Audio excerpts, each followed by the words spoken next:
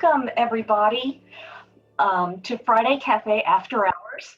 I'm Judy Carson. I'm with the State Department of Education, and it's wonderful to see all of you here on this chilly Thursday night. I'm joined by Betsy Laborious, who is my colleague and co-host, and we have Francisco Bades behind the scenes as our air traffic controller. And tonight is the third session in our 3-month series of Friday Cafe After Hours, where we've been exploring ways to reimagine full, equal, and equitable partnerships. And so tonight we have wonderful speakers. You are in for a treat. But every Friday Cafe is a treat, of course. And what we're going to do is we're going to talk about linking family engagement to student learning. Our first 2 sessions were foundational for this, and if you missed them, we have them recorded. We talked about building trust and respect, and we also talked about 2-way conversations. So those create the platform then for us to have those conversations between home and school about really linking to learning and supporting student success. So if you're new to Friday Cafe, this is Connecticut's Network for Family Engagement, where we talk about working at the intersection of families and learning. And we're in our 7th year. We started out with 3 broad goals. The first is to build connections and get to know other people that are doing this work and building that voice for family engagement. Our second goal is about expanding thinking and sparking new ideas to move towards high impact family engagement, and also to develop an identity for this work. And we see more than ever that taking family engagement very seriously is absolutely critical to educational success. And as we were building this network with lots of people, and including some of our friends that are here tonight, we talked about the values that underscore this work. And these are the same values that underscore family engagement in our schools and in our districts. We strive to be welcoming and strengths-based. This is jointly owned, and we have equal voices here. Some of us are the facilitators or the organizers, but really this is our network. And in fact, we're here because of you all. It was voices from our network that said, I have friends and colleagues that can't come to the Friday morning meetings that we have monthly. Could we do something in the evening for them? So that's why we're here. And this is our engine of generosity, and it's restorative. We know this work can be isolating, can be difficult, and it's wonderful work, but it's really good to be in community with other people who understand what we do. We're grounding all of this in Connecticut's definition of family engagement, which probably many of you have seen. We talk about full, equal, and equitable partnerships.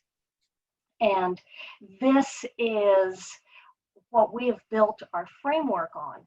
So this is what we're trying to do, what we're striving for. And this came from the voices of families. They told us what good family engagement looks like. And this was what they said. So if that is the what, then our guiding principles are the how. And as I said, we've been building off of this framework in our series. We did talk about the first and second guiding principles. So tonight we're here for the meat of the matter, and that's really linking to student learning. And that encompasses 3 of our guiding principles. And these are things that families told us really matter to them. Modeling high quality learning practices. What does it look like? And especially now, families at home are trying to support their students' learning and trying to reinforce what's going on in the classroom.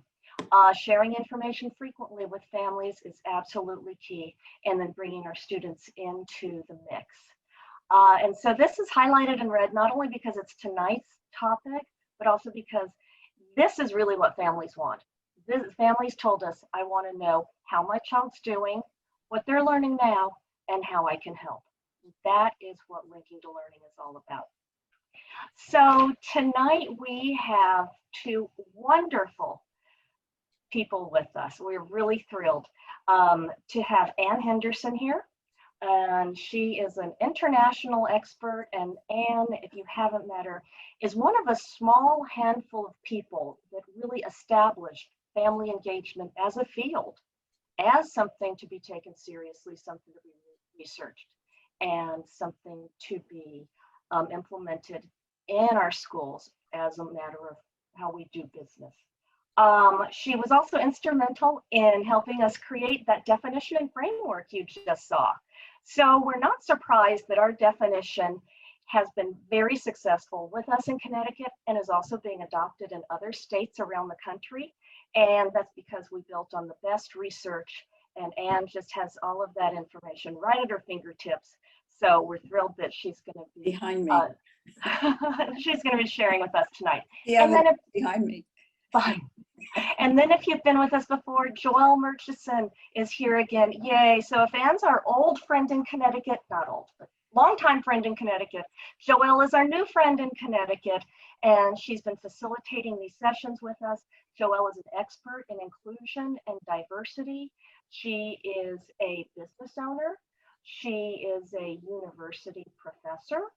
And she's also the proud parent of 4 children on top of all of that. And she's living the dream right now with remote learning. So I'm going to turn it over to Anne. And again, thank you everybody for being here.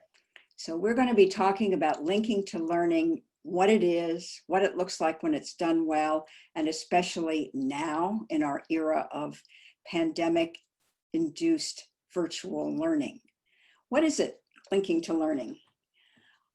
We just want to wrap it up in a way that helps people understand what we mean by linking to learning, giving families a window on the classroom.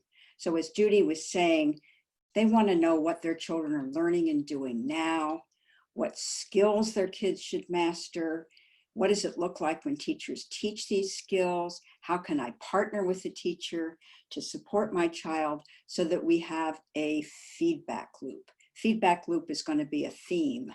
You'll see it cropping up. So let's take a look at a couple of studies that show us what it looks like when researchers find it's done well. This is one on Title I schools, national study, and it found that students' reading and math improved at a much faster rate when teachers did 3 practices of outreach, and that is meeting with families face-to-face. Now, right now, it won't be in your face personally. It can be on FaceTime or Zoom or even an old-fashioned phone call, just to establish that relationship, and then sending materials on ways that they can help their kids so that families can get an idea what kids are learning and then practice that at home in, we hope, what would be fun ways. And then staying in regular touch about progress. Parents were very adamant about not wanting to know their kids were flunking something when they got the report card. They want to know in real time. And this study found that when teachers did these 3 things that parents really want to happen, kids really do better in school. So parents know, they're experts on what their kids and their families need. And this is a study from across the pond over in England, a program they launched as a pilot, a very large pilot, to raise achievement for students with special needs. And in the UK, that means low income and not English as a second language, as well as with disabilities. And the linchpin of the program, the key to its success, was these structured conversations about learning between teachers and parents. And you see the bubbles at the bottom. They are the different steps that they take in those conversations: a welcoming, getting to know you, establishing that relationship, honing in on the child's skills, what they're strong, what they need to improve, sharing strategies that they can work on together, developing a plan for communication and moving forward to establish new learning behaviors. And when schools did this, these conversations about learning replaced parent-teacher conferences and take about an hour. the students did, and these are students with special needs now, did on the average 25% better than the average in the United Kingdom and 50% better than special needs students who were not in the program. So this is a formula for success. So what parents are telling us right now, Connecticut has done an excellent survey, and other states have as well. There are national publications that have taken all these and put them together.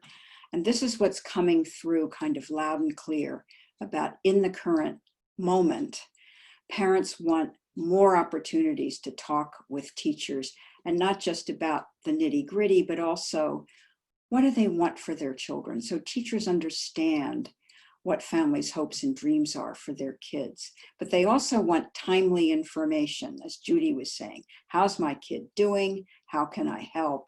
This is where your feedback loop comes in. And to promote that full communication that involves understanding what the kids are learning and how it's being taught virtually or in the classroom if children are doing both, and then help using all these different technology platforms.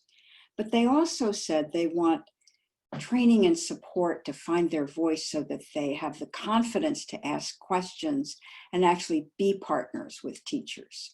So these are the needs that parents are expressing pretty urgently in our current moment. But we also want to know what teachers need, because this is new for many of them. Parents say they appreciate being able to work more closely with teachers and the way they can see what their kids are really learning. And teachers are appreciating this connection they're having with families, which is, more extensive and deeper than it has been in the past. But they want help with communication systems like Seesaw or Google Classroom or Fast Talk or Remind or other systems that make it easy to have two-way exchanges, and training on how to use these technology platforms, because many of our teachers weren't all that tech adept before this hit. And then more understanding of what really works and more resources to keep going. So again, feedback loop, that's what parents and teachers want, how to have a really productive, continuous conversation with each other. Back to the guiding principles, just wanted to remind you of what they are and how that research confirms what parents told us is important to them. That trust and respect being the soil in which everything else takes root. And then the meat in the middle, of course, is this linking to learning that we're talking about tonight. But that last point in the last slide about developing leadership, that's so important too, that we're looking at what it takes, a dual capacity for parents and teachers to work together to make sure all kids are learning and thriving in our classrooms and at home and in the community. There are a bunch of resources on the slides that follow, and we urge you to explore them. They're terrific. Flamboyant Foundation has some really good ones. Relationship Building Toolkit. It's a beginning of the year kit, but we need to be building relationships all year long. And then a nice toolkit for educators and parents from the Kentucky State Family Engagement Center, which calls itself the Kentucky Collaborative for Families and Schools. Lots of good stuff in there. Next slide. That's the table of contents, and it's launched, and you can get it right on that link in the previous slide. And then this is a wrap-up report from the Annenberg Institute and Research for Recovery that has more detailed survey information about what's happening out there to do effective virtual learning and what parents and teachers are saying about that. And finally, on parent leadership, there's a ton of information at this site on what parent leadership can do for families and communities and schools. Is a picture of the new book that's come out, of which I'm very proud. I'm a minor co-author of it, but it was a wonderful project and I urge you to take a look. So that's me. Joelle, I'm turning it over to you. Thank you so much, Anne.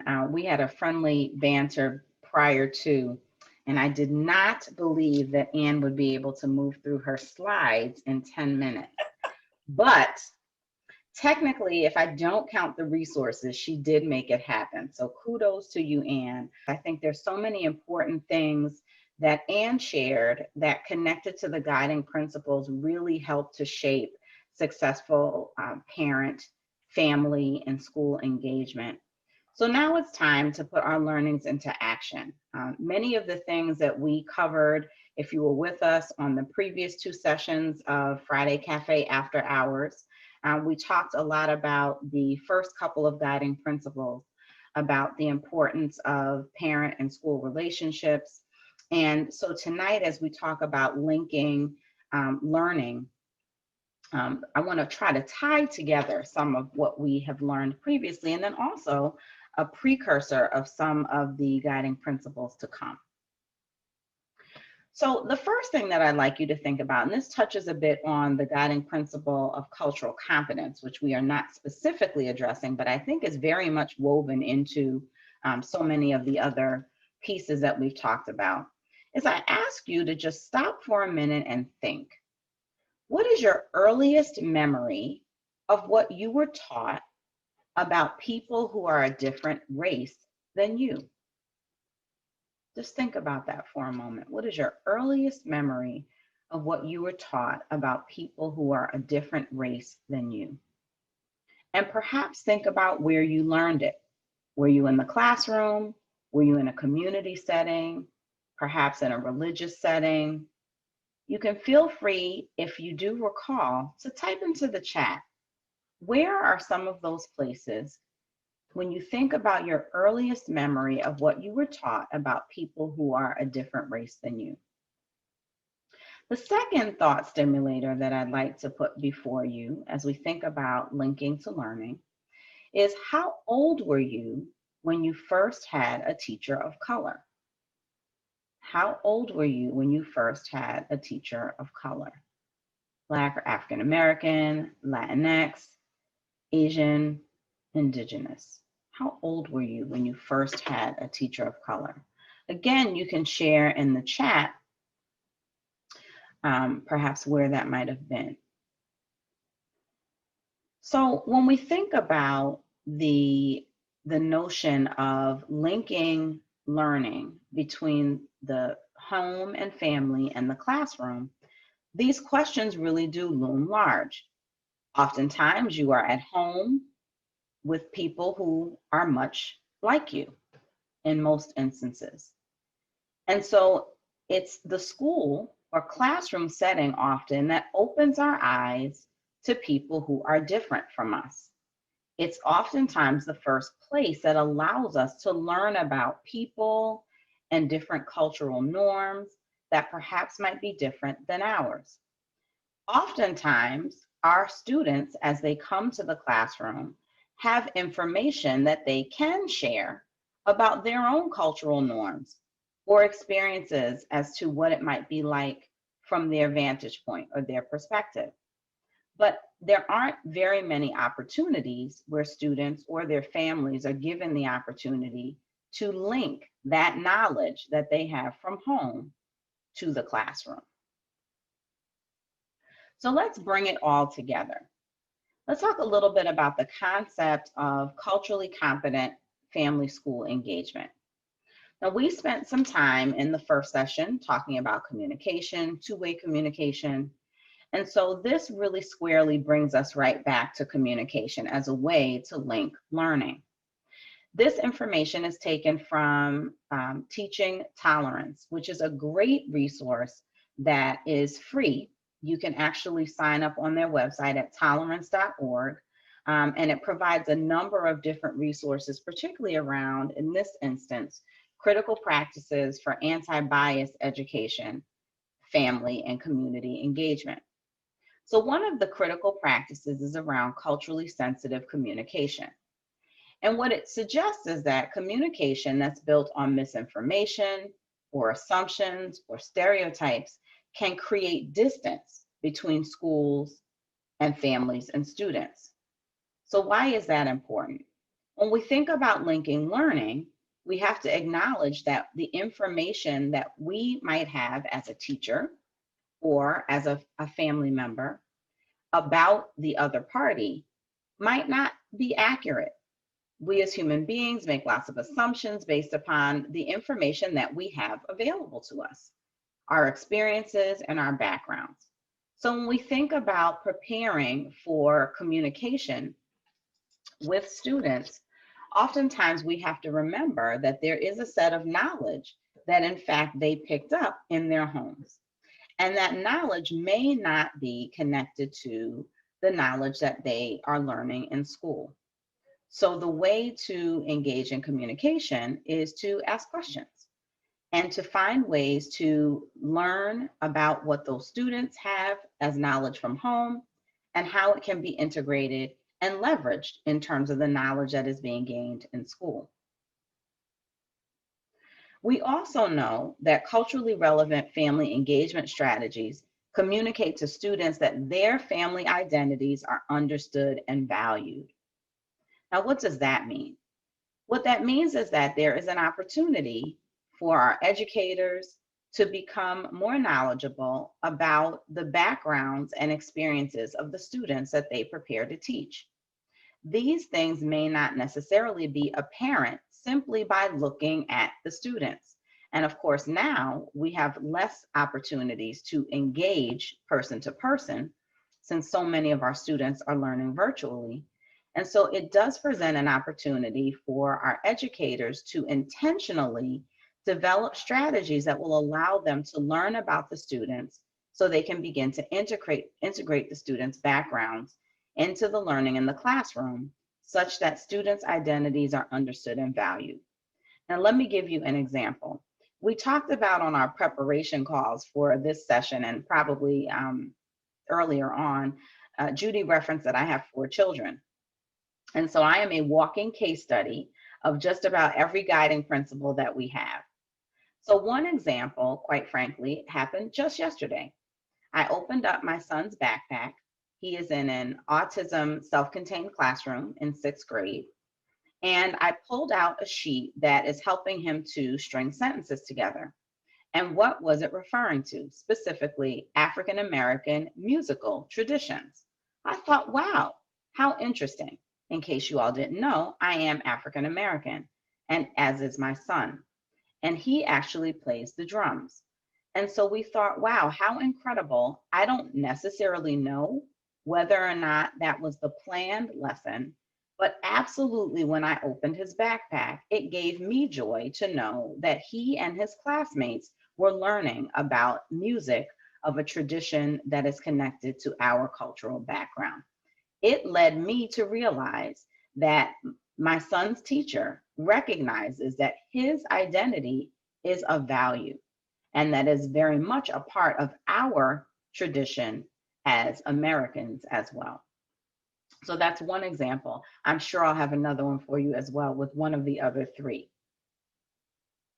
Here are some guidelines that go in line with the example that I shared that are good opportunities for educators and families to engage as a way of linking learning between the family and the classroom. First, assuming good intentions. And we talked a little bit about this when we talked about two-way communication. Sometimes our assumptions get in our way.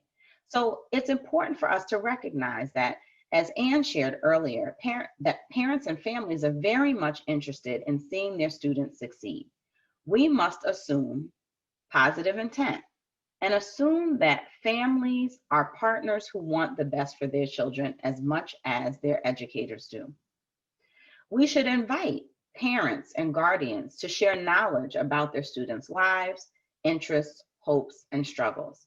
Oftentimes, I've seen surveys that are sent home, typically prior to COVID.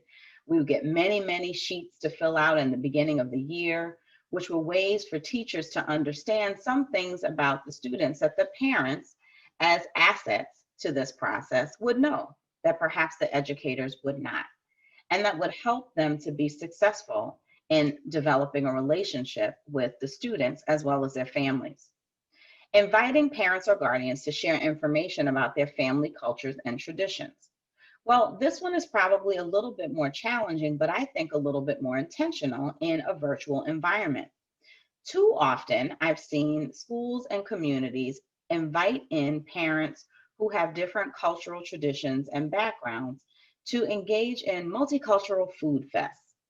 And so in those instances, culture and tradition is, in some cases, boiled down simply to the ability to share food. But what we have to clearly expand our thoughts to in this environment is that culture and tradition is much bigger than food. And there are ways that families can engage via Google Classroom, certainly Google Meets. In fact, the simple fact that families are at home might mean that they have access to materials and items that they can feel free to share with their child, which can be shared certainly with their classroom. So leveraging the experiences that we have being at home to be able to share more of some traditional cultural artifacts or pieces of artwork or other things directly with the classroom is a huge opportunity for us, even in the virtual environment. Recognizing the role that identity and background may play in shaping the relationships between teachers and families. I'm going to go there. We are living today in a very polarized world.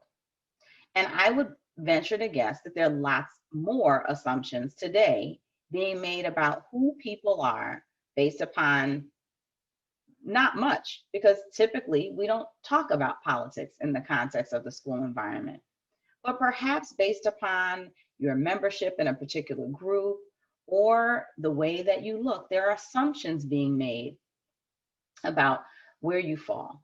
And that, my friends, can get in the way of our successful relationships. Always remember back to the point that we first shared. It is critically important that we assume that all parties want the best for the children, and our different views, political or otherwise, should not stand in the way of our children learning. So thinking about how we acknowledge background and experience, and perhaps even values and viewpoints, and how they might shape or act as barriers in the relationships between families and teachers. For all individuals, whether teachers or family members, to bring a sense of self-reflection and cultural humility to all conversations and interactions.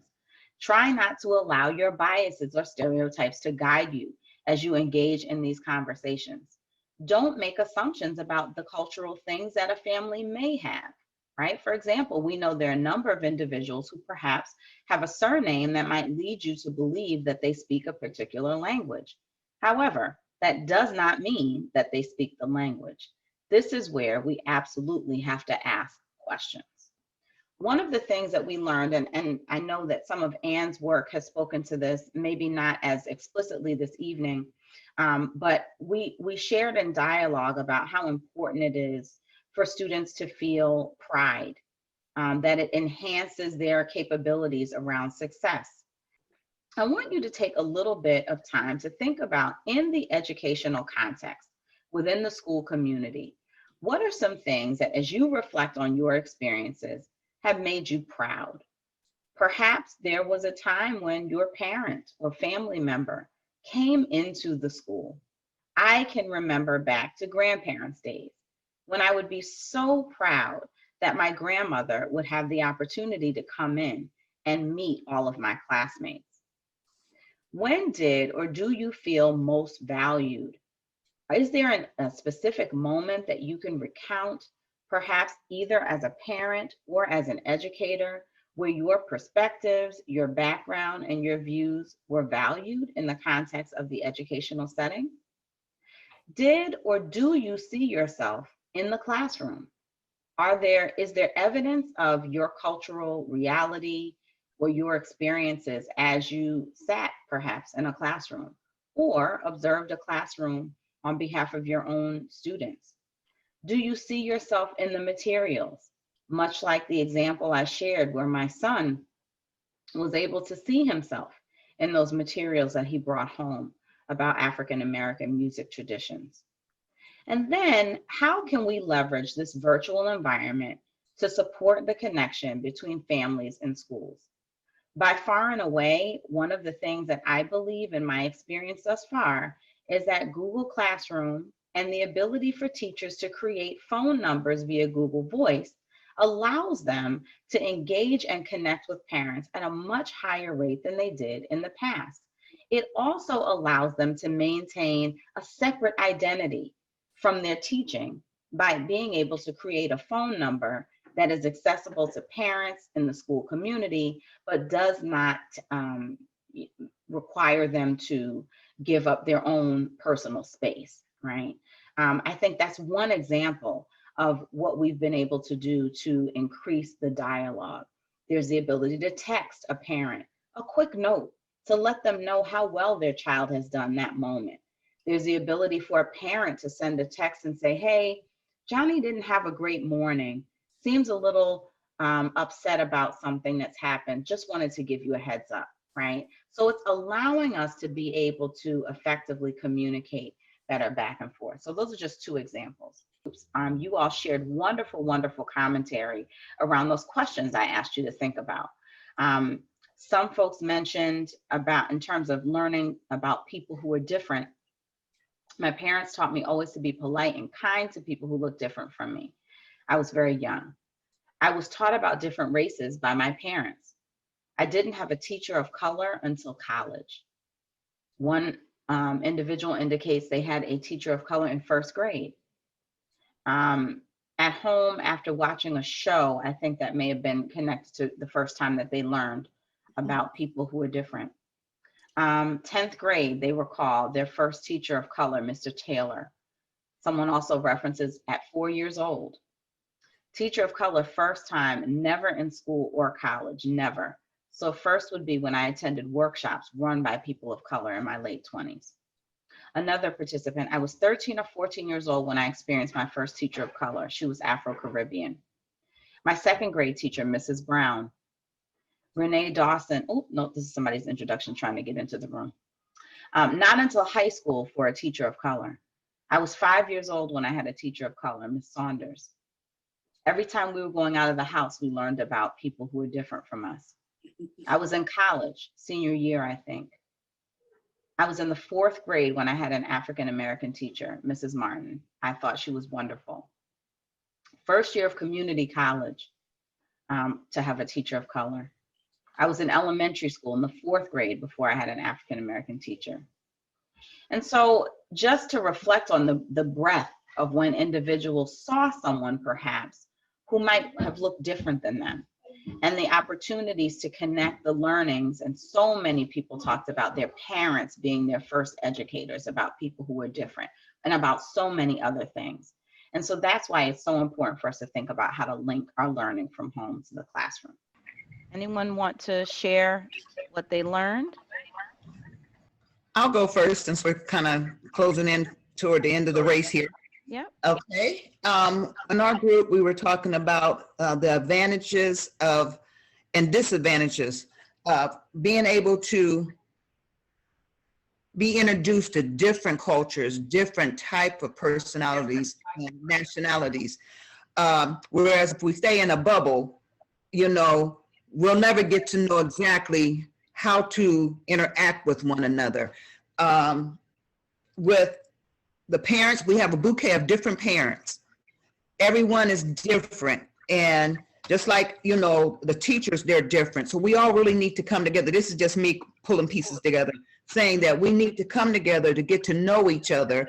We might not have experienced the same thing, but we need to listen to each other's experience so that we be better able to help one another to go forward. Thank you so much, Miss Lynette Frost, because everything that you summarized is really what we have attempted to learn this evening. That there is much knowledge and wisdom to learn from both our families as well as our educators.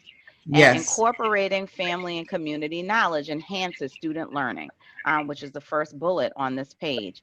Students possess tremendous experiential wisdom on issues related to identity, culture, history, and justice.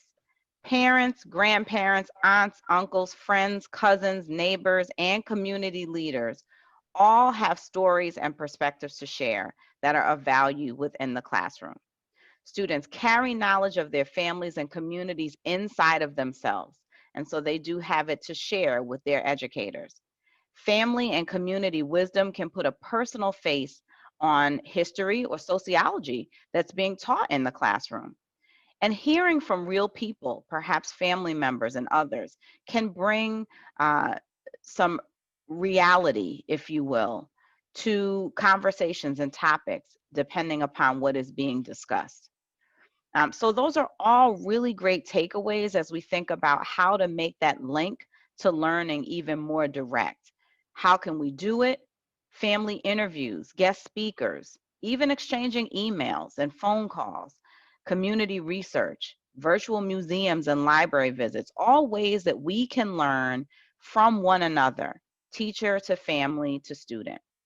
So as we wrap up tonight, I would like you to take away a couple of things, and we did this the last time as well. Think about something tonight that you learned, something that perhaps you'll use from some of the examples that we shared. And again, all of the program is recorded and the slides can be shared as well. And something that you still need to know as you think about the context of linking learning as a way to enhance family and student engagement. So with that, I will turn it over to Betsy, who will close us out this evening. Thank you. Thank you so much, Joelle. So I just want to thank both of our speakers, of course, my colleague Judy, but Ann Henderson for her putting links to learning in such a very concise and wonderful way. And then for Joelle, for all of her time with us the past 3 times and putting it all together. So once again, I think that this was an excellent, excellent night. I learned so much. Thank you, Lynette, and thank you, June. My buddies in my group, I learned a lot. We need to continue to kind of have these conversations. So we're very happy to have you. We want you to know that December 11th is another Friday Cafe. That's during the day.